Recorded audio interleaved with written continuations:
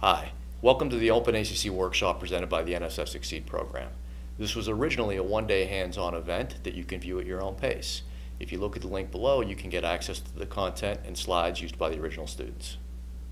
Okay, let's look at some of the more advanced stuff that OpenACC can do because I have given you the very, very powerful kernels command to work with. And you may say that puts an awful lot of trust in the compiler, does it not? Or it puts a lot of responsibility in the compiler. What if the compiler doesn't do the right thing? Can I go lower level? Or am I going to have to, using my analogy earlier to Cuda being like assembly, am I going to have to dive down into that assembly language because the compiler won't give me the performance I want?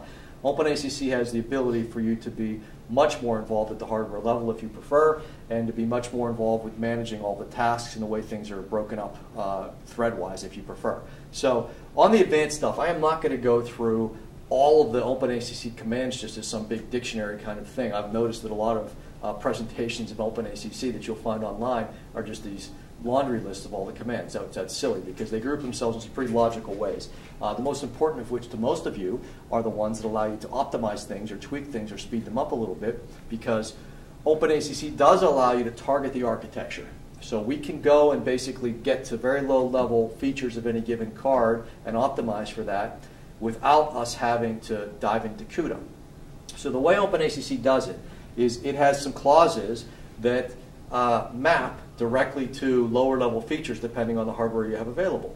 So when you compile our code, when the examples you're working on right now, you're specifying, for example, the family that we specified with that -TAA, the target architecture, that you're compiling for Pascal, for example, here.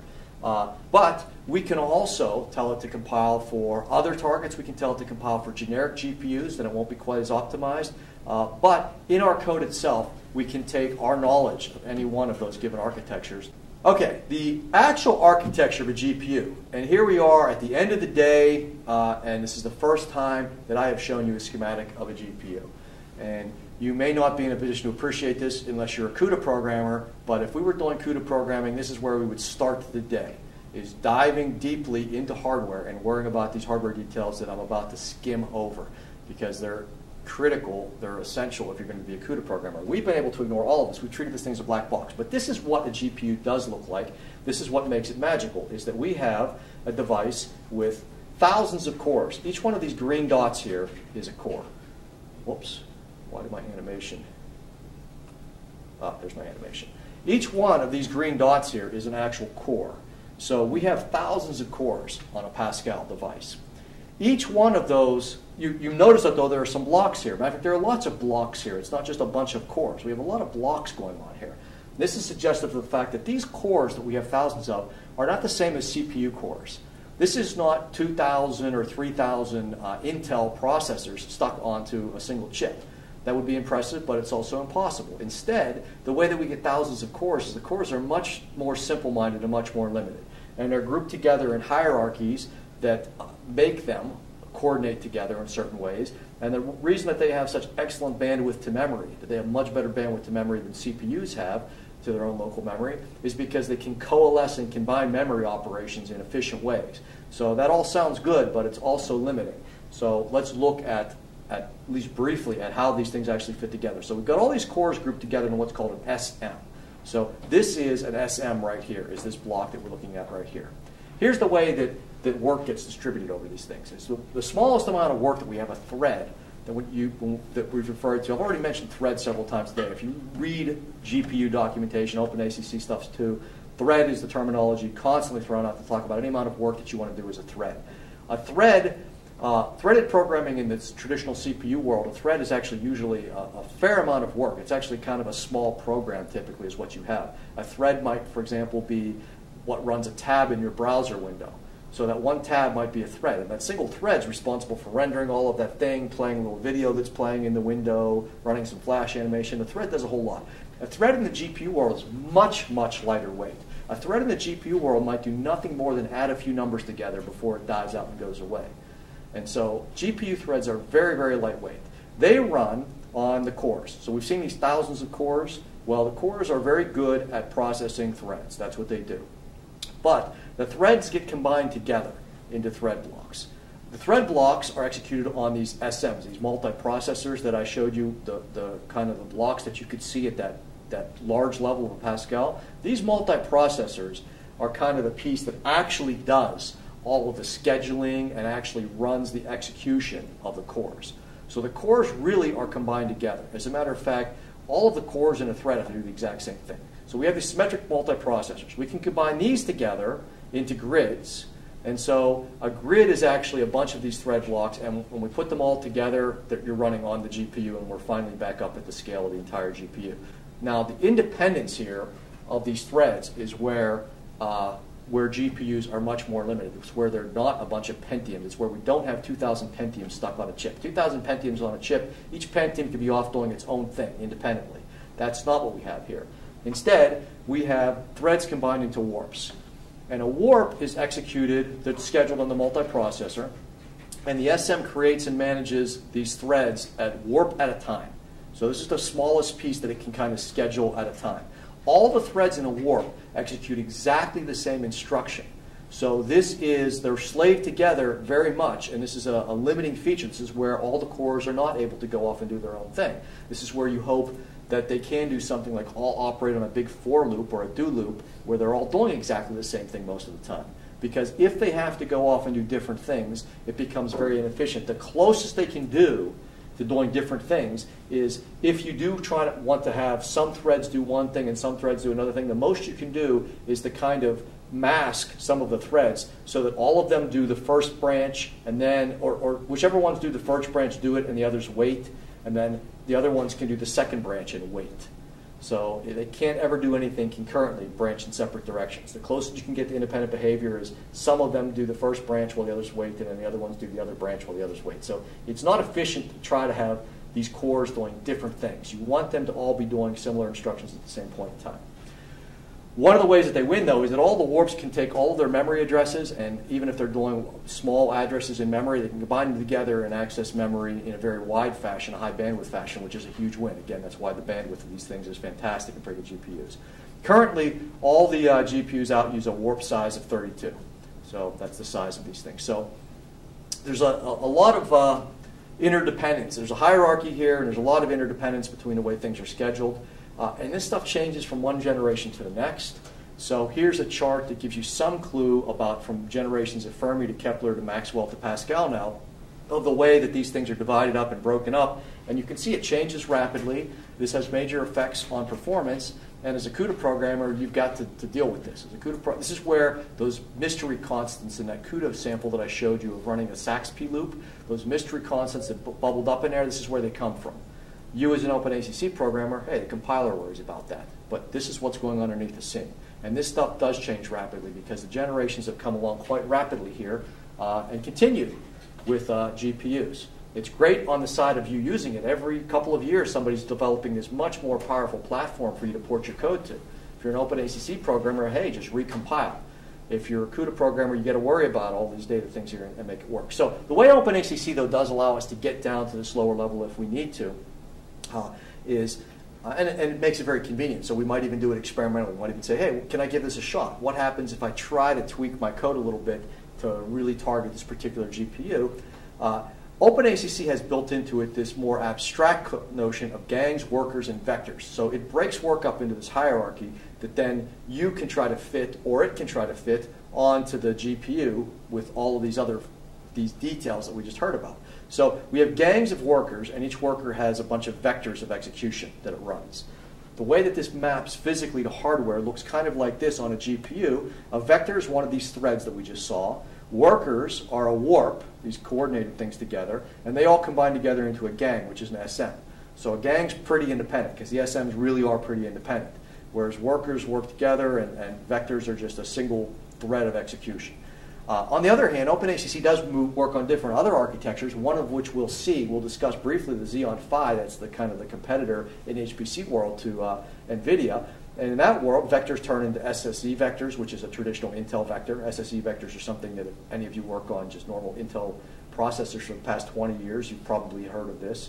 Especially if you try to optimize things, the compiler will tell you whether it could do SSE instructions or whatnot. A worker corresponds to a core, a regular Intel core, and a gang corresponds to a whole chip, a CPU of cores. So these things turn into hardware, but this stuff's not official. This second half, this isn't official. This is just what happens behind the scene. At the official level, you specify gangs and workers and vectors. So Kepler, for example, maps out something like this. So, and I'm not going to go through this, but you can see that there are details that you can pay attention to for Kepler. If you have a Kepler card and you really want to make it work well, or a bunch of Kepler cards, you can look at all these details here. As a Cuda programmer, you can go back and rewrite your code. As an OpenACC programmer, instead, we can use these gang and vector clauses now to suggest to the OpenACC compiler how it might want to break things up for this particular architecture. So if I just do this loop here with a Saxby type loop with kernels, it ends up, if I look at what pops out of minfo, it'll tell me, now that we're looking at minfo, you might get a better handle on some of the things it's spitting out there. It will tell me that it's 16 blocks and 256 threads each. I might decide that I want to try instead 100 thread blocks with 128 threads, and I can do this instead, and I can see what the performance is. Or I could try a parallel region, something we're about to look at in a second, and try this instead. I can do these different tests very quickly and get results, just time it, without having to delve into things at a low level. So here, for example, is the Saxby loop in particular. Here's the default with the kernels.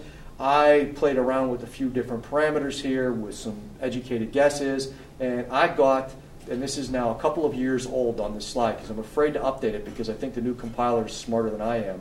But when I first did this, playing around, I could beat the compiler by about 20% on that loop with these parameters instead of the defaults.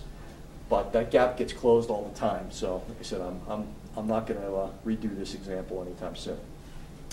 Now, on the other hand, you might want even finer control, and OpenACC allows you to assume very fine control for the way tasks are scheduled and the way things are synchronized. And that involves, instead of using kernels, we can use parallel regions. There's actually a background to this. For those of you that come from the OpenMP world or have done some OpenMP, in OpenMP, you know you have OpenMP parallel for and do loops, but you also have OpenMP parallel regions if you want to get more involved, instead of just using the parallel for loop or the parallel do loop, which is kind of like an OpenACC kernel. You hope it does most of the heavy lifting. Sometimes it doesn't. You want to get lower level. You want to optimize things to a higher degree, and you use parallel regions. It's exactly the same thing that shows up in OpenACC. Again, they come from the same committee.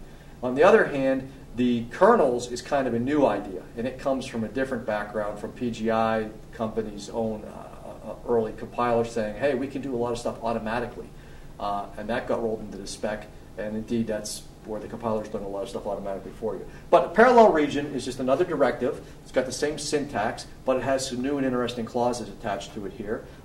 In particular, we can specify the number of gangs and workers that we want to launch within a parallel region, and the vector length too. And we also, in a parallel region now, have to worry about things like private variables and reduction operations. Once we get into parallel regions, we're going to have to take a little responsibility for that. Let's look at how that works. So this is where we say we're too good for kernels. We don't think the kernels are doing exactly what we want for this hardware. We've got something that's so, an algorithm that's sophisticated enough that it's going to benefit from kernels, and so or benefit from our personal attention instead of just kernels automatically doing it for us. So we can start a parallel region. And we can start a parallel region, and we can specify the number of workers and vector length that we want in that region. Now within that region, we might have a for loop here. Within that region, parallel region, now we have to take responsibility for telling it how to run a for loop in parallel. We have to start using separate directives here. So I'll give you the most basic example to get us started with here, which is that a kernels region on a for loop like this, there's a very simple for loop, just adds two vectors together, right? Here's a kernels region to do it. That is exactly the same as us making a parallel region where we, within the parallel region, say, hey, parallelize this loop.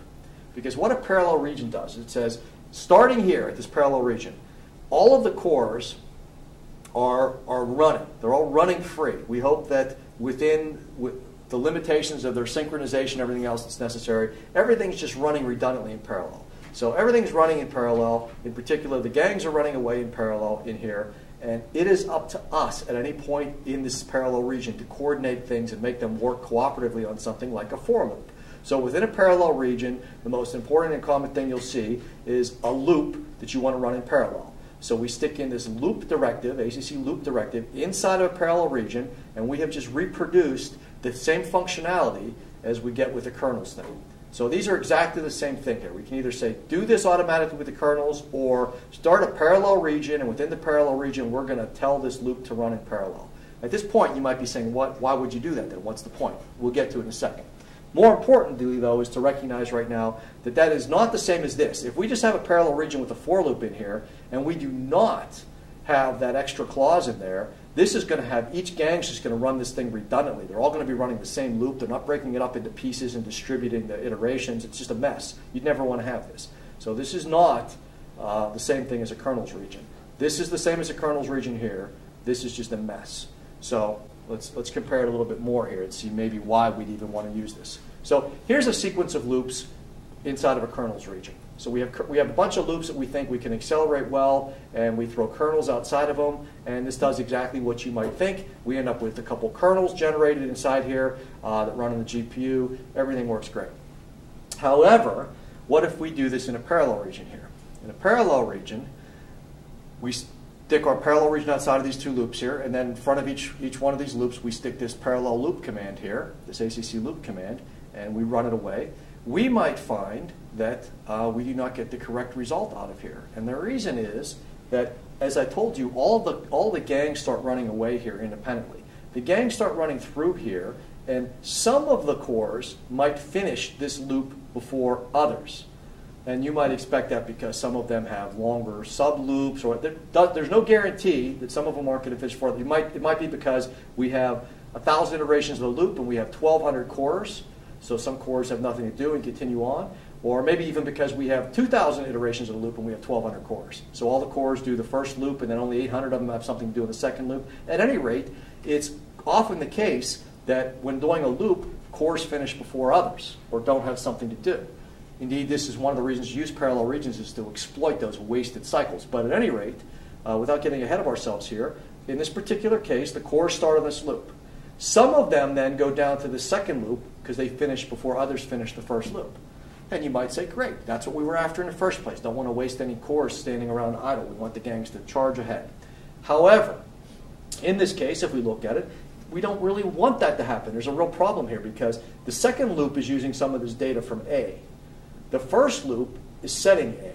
What if things are down here in the second loop messing with A, while things up in the first loop are still setting some of those values?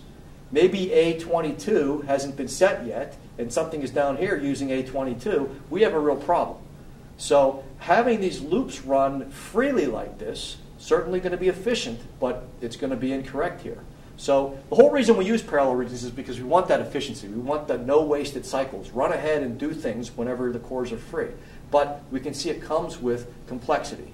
So what we want to do is take responsibility for that complexity now. If we're going to bother with this kind of optimization, then we've got to have to worry about synchronizing things. Fortunately, it's very simple and straightforward with Cuda. It gives us some very nice commands to do that. So what we can say here on this first loop here, for example, we can say, do this loop, but by the way, you're going to be synchronized. You're in a synchronous loop, and you're in a queue. We have a bunch of different queues. We'll see it's useful to have different queues because some things depend on other things, and we can separate them out by having different queue numbers. We have up to 16 queues available to us to use. So we're saying, do your thing asynchronously, and by the way, you're in queue 1. Now, down here, this loop, go ahead and do your thing, and you're in queue 2. Because, let's see, do you need any data from loop 1? No, you don't. So go ahead and be independent. So these things can go run ahead, and if this one finishes, or if this one's only halfway finished when this one starts, or if they both start at the same time because some cores race straight ahead to the second loop, who cares? It's all going to work out with the correct answer. That's what we have here by having these asynchronous things on here. On the other hand, down below here, maybe we do have some things that require these results to be finished. So if we put a wait command in right here, it's going to make sure that all of these asynchronous activities complete before the wait allows them to continue. So this is a nice way to say, run free and easy here. Do whatever you can, go nuts, but wait until when you're all done here, then you can continue on your way. Okay, let's look at a case where our dependencies are a little bit clearer between each thing and maybe a little bit more complicated. In this case here, we have a loop where we're using, we want to calculate it, we want things to run as quickly as possible. When they're done, we want to continue on. However, on the second loop right here, oops, wait a minute, second loop's good too. So the second loop is not dependent on the first loop, so that's fine. Let's make the second loop run free too, put it in a separate queue. So these can both go nuts here. However, when we get down to our third loop, we go, you know what? This third loop actually needs these values B here and C. So we better make sure that 1 and 2 complete before we go on to 3. Very easy. We can have a synchronous here that says this is the same queue as 1, so don't get ahead of 1. Oh, and by the way, wait for 2 as well. So this makes sure that things wait for these first 2 to complete. But these things can jump right down ahead here and jump onto here and be ready to go here as soon as 2 is done. So we can manage our dependency. Question? Excuse me. Yes. Yes. On this slide, so is it the same as doing async 2, wait 1? Well, not actually. Practically here it would be, but not potentially. So the async queues are always done in order. So async 1 is saying you can't get ahead of this here, and you must wait for this.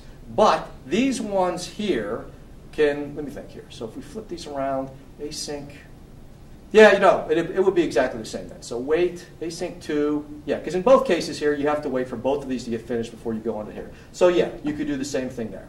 On the next slide, I think will be, I hope, will be a little bit better demonstration of where these differ. But yeah, you're right. You could flip these right here. Let's see if this one matters here. Yeah, this one's a little bit better example of where it does matter, where you can't flip things around quite so casually.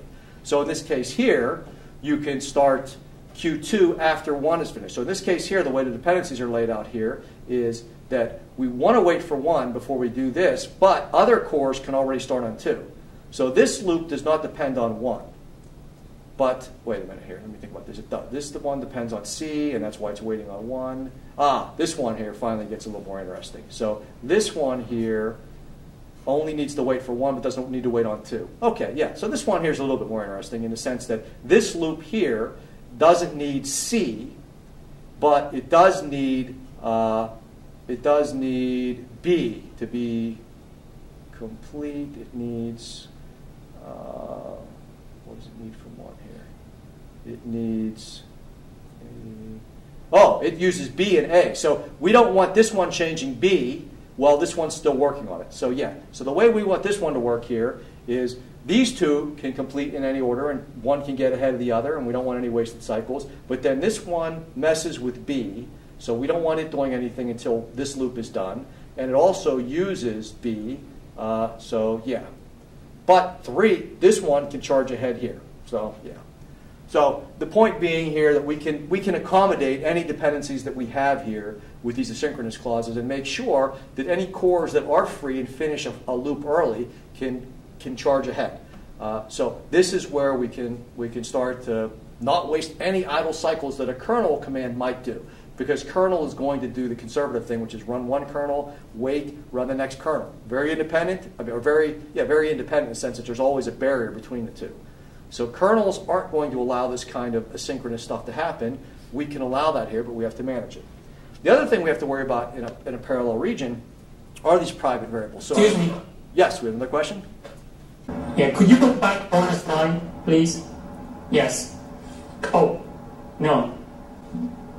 Yes, here. So the first loop, independent. So what if we don't do independent?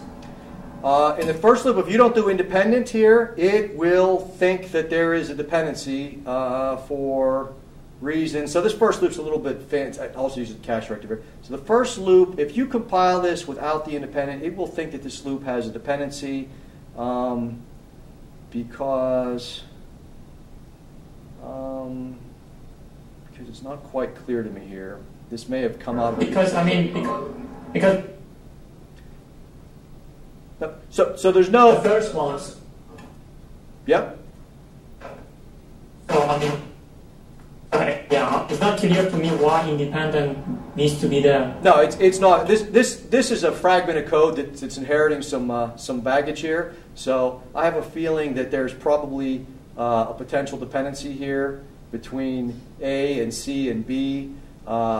Because somebody didn't use restrict, for example, earlier in the code. So these could be overlapping here. So the compiler may have been concerned about overlapping here. And so that might be why independence in here. Because theoretically, C and B and A could overlap. And the way they're used right here, there could be a dependency. So probably Probably earlier in the code there should have been a restrict. My guess is that somebody just put in independent here instead of sorting that out. But at any rate, whenever the compiler objects to your loops as having dependency, you can always overrule it with independent. So that's in all likelihood what happened here, but there's no obvious dependency here. Could you please explain the cache clause? I'm going to get onto the cache clause. That's a little bit ahead of myself. The cache clause is basically saying that this is something that's small data structure that's being reused a whole lot. It would be nice to keep it in local fast memory. I'll get right onto that in maybe 4 or 5 slides from now. So it's a little bit ahead of myself, but I'll get back to that. It is a useful thing. It shows up a lot in code, so you want to know what it is.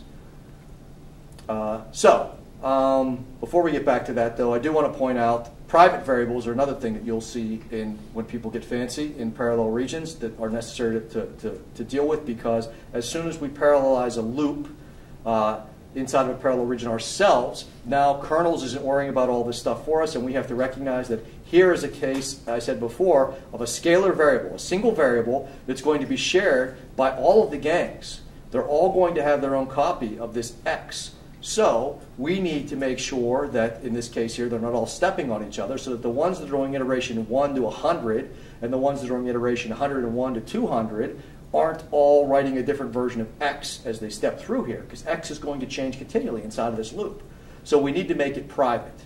Now, on the other hand, in this loop, we also have another thing that needs to be private, which is sum, because this is something that all of the cores are accessing at the same time and updating at the same time too. That's what they're doing. They're calculating the sum. The difference is sum is needed outside of the loop. It's what we're actually calculating here. So sum had best come out of the loop with a reasonable value. So we do a reduction on sum, a sum reduction on sum. So it's a bad variable name there because it's a sum reduction and it's on sum. So we're doing a private variable for x and a reduction on sum. So when you're in parallel regions and you have loops like this, you have to take responsibility now for recognizing when you should have a reduction or a private variable.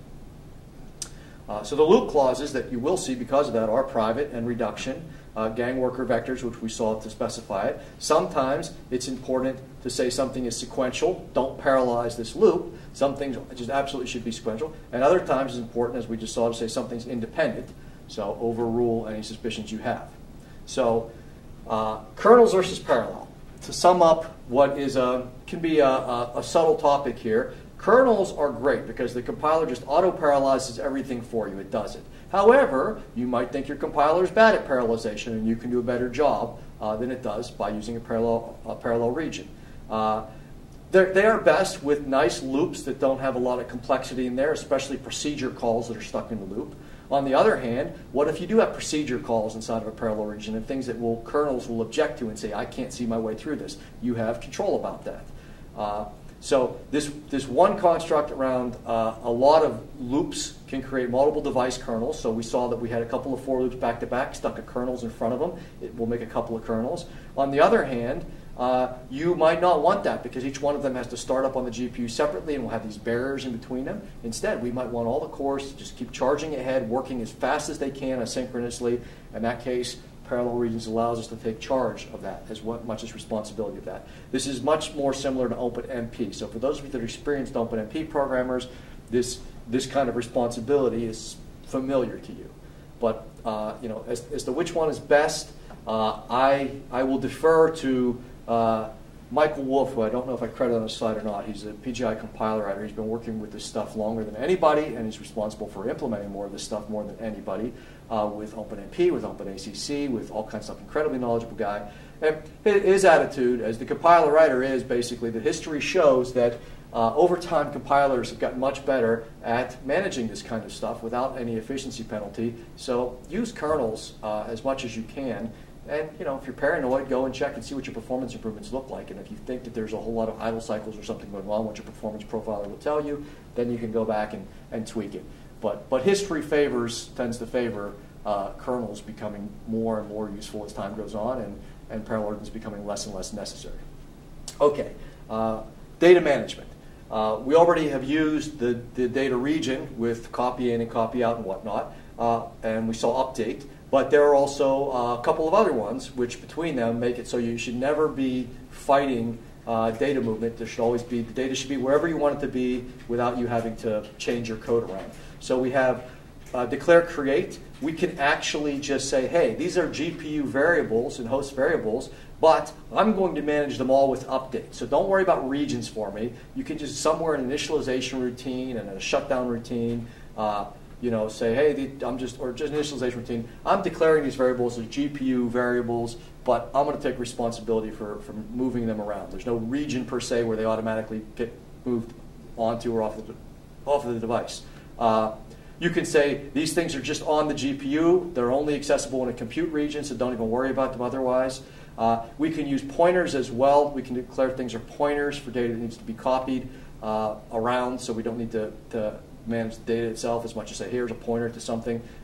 More useful to many of you will be the enter data and exit data regions, which are like copy in, except they don't work around a structured block of code. Instead, somewhere in an initialization routine, you can say, enter data. Put all this data on the GPU. And exit data says, bring this data back from the GPU, but it's not a region of code. It's just basically a line of code. And if in between somewhere you need to mess with stuff, you can always update as well. But these are nice ways to organize your data. So you shouldn't find yourself ever rearranging your code so you can fit things in a data region, because that's where the data needs to move on to or off of the GPU. No, data regions just happen to be the friendliest way for me to introduce you to the topic, and they worked well with our example problem. But these other clauses are just as useful. The cache directive that we had in that previous example there. Cuda programmers always want to know about this, by the way, because Cuda programmers have to worry about this kind of stuff and worry about how to make sure they utilize cache well. So cache is a very small amount of memory, 48 gigabytes on Pascal, for example, of gang memory per gang that can be used for stuff that's very valuable and should be kept close at hand for a loop and isn't updated within that loop, so you can load stuff on. So in this case here, for example, we can say temp is a variable that should be kept in this cache memory. We know it's really valuable to have access to it. It's small enough that it fits in cache, so make it a cache variable, and therefore when our loop's running, it doesn't ever have to go out to its global memory to get it. So if you know something is small and heavily utilized within a region of your code, this uses the cache memory. So it's a way to get to that Cuda type of organization without getting there. On the other hand, something I feel like I need to warn you away from is, let me get this, I don't know why this is, I shouldn't have animated this slide. Whoops. Something that you should be aware of that's not particularly useful, but really sounds great, which is that there's something called unified memory, which showed up in Cuda 8. And it basically says that if you don't do data movement, it basically combines GPU and CPU memory together on paper. This is the key part of it. It does it on paper. It gives you a unified address space on paper, so that if you access data that's in the wrong place, it'll cause a page fault to happen, and it'll move it to the CPU or back to the GPU for you. So it causes page faults to do the data movement for you automatically. Instead of an error or whatever, it will move the data automatically behind the scenes.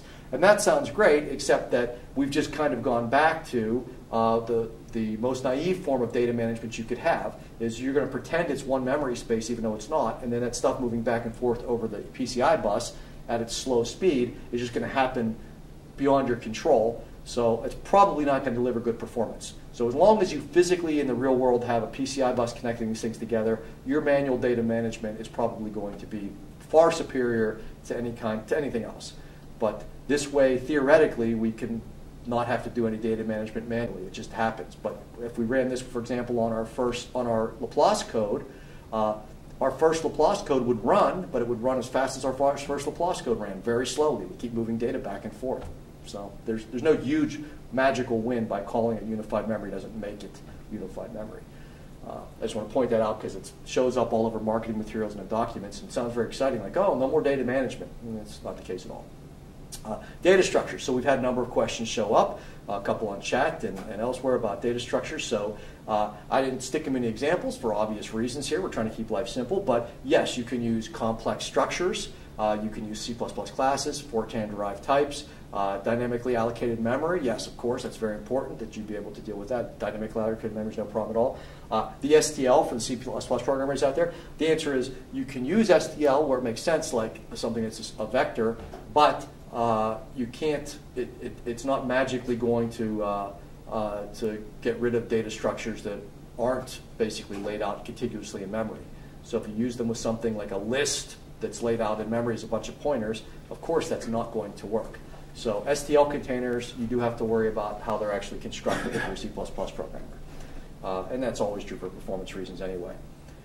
Pointer-based structures. So if you've got pointer-based structures, that also, for reasons that I hope are obvious to you as a serial programmer, you can't move those back and forth. So if you have a structure that's got a bunch of pointers embedded in it, and you move that over to the GPU, those pointers, which point to memory addresses, don't have any meaning on the GPU.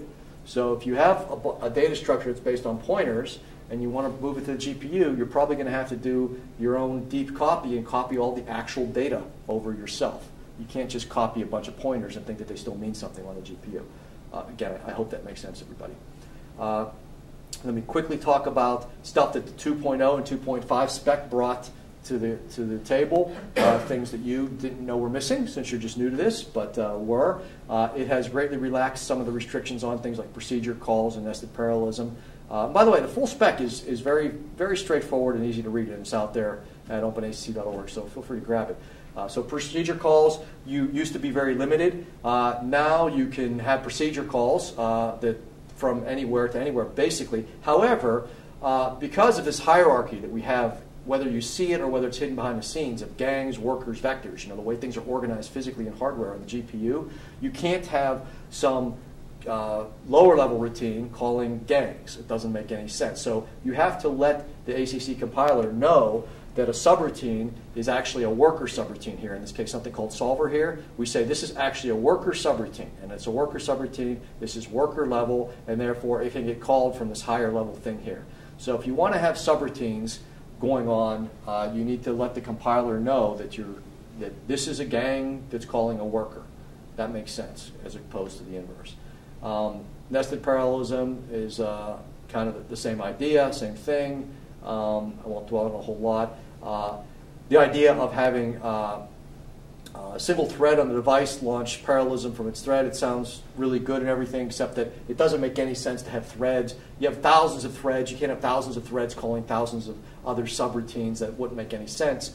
So the way it actually works here is that you want to make sure that if you have something on the CPU running in parallel, it's at the gang level, and it's calling a routine here that's actually doing a substantial amount of work. It's not threads calling other threads, which is the way that it could be presented as they've relaxed they relaxed the ability to call subroutines from within OpenACC. So at any rate, it's common sense kind of stuff if you understand that there is, on the GPU level, there is this hierarchy. You have gangs, workers, threads. And if you write your code based around that, everything will work fine. Device-specific tuning, this is an important thing. I'm whipping through this stuff quickly because I just want to expose you to it. I don't want to go into great detail here, for many of you will never use these particular features. But you should be aware that they exist so that you don't overlook them if the need does come across your path. Device-specific tuning, we have the ability to take these gangs and workers optimizations that we've played around with, and we found a really good optimization for a particular card, for example. And we have another hardware device, and we found out that we can get some optimization if we use these parameters. There's a very friendly way to embed that in your code without having to do a lot of if-defs. The traditional way to do this kind of stuff in code is just taking if-def statements everywhere. If-def, I'm on NVIDIA, then here's a bunch of parameters. Instead, you can specify the stuff in a cleaner way within your code by saying device type NVIDIA, and then the parameters that affect optimization on NVIDIA. Device type Radeon, here's the parameters you want to use there. So you have the ability to stick that stuff in nicely. First thing that comes across the mind of anybody that knows how to do OpenMP and or OpenMPI is how do I mix and match these things together. The good news is that these things work really, really well. They're designed, all three specs are designed by people that are very aware of the needs and requirements and utility of the other specs. So the MPI people, for example, know that they're using MPI machines that have accelerators plugged into them, OpenACC. They know that the machines have multiple cores and needs to work with OpenMP. So the pieces work together very, very well. Specs are intermeshed nicely. So if you have multiple devices and multiple threads, you're running multiple OpenMP threads, and you've got multiple cards plugged in to the machine, and multiple cards is common. Bridges, for example, we have 2 Pascal devices on the Pascal nodes, and we have 4 K80s, Kepler devices, on our K80 nodes. So we have multiple cards in the nodes, and that's a common enough thing. If you have a workstation, hey, you're doing a great job with GPUs, 2 of them in there instead of 1 might be better. If you have multiple devices and multiple threads, it's fairly straightforward to manage it. It makes sense like you would think if you know how to do OpenMP programming. Adding an OpenACC to the mix makes perfect sense. The only problem is you have to manually break your data structured up into several pieces. You'll start to see stuff in your code like this. So here's an example of a copy in where we had to break up these X and Y arrays to spread it out across several cards from several threads. There's a very, very good example of this in the OpenACC Getting Started guide. Something I threw out in the chat channel. I said, hey, this is a good way to deal with complex data structures too, because they have a lot of examples in there. I find it to be friendly. But at any rate, you can certainly use multiple devices for multiple threads. The last thing I'm going to cover here is profiling. Profiling, I've mentioned it many times today, is incredibly useful for serial code, for parallel codes. In the case of tuning this stuff here, the tuner that you get at the shell level just by setting that ACC time environment variable is not actually bad. However, there's a much, much nicer and more sophisticated one at your fingertips if you want it. The NVIDIA ecosystem has a lot of tools. One of them is the visual profiler. So here's the visual profiler applied to a Mandelbrot code that they have. They have an example here. I think here's the example here. This is a code that makes a Mandelbrot image. Here's the profiler. I hear maybe a question out there, maybe not. It's a question, speak up. So here's the Mandelbrot code profile. And if we look at this here, we'll see that it's spending a lot of time doing data transfers here. So these things here are data transfers. And our code still runs fast because there's a lot of CPU work going on, but there's a lot of data transfer time going on here too. If we closely examine these bars off to the side, we can see it's telling us, oh, this is data transfer here.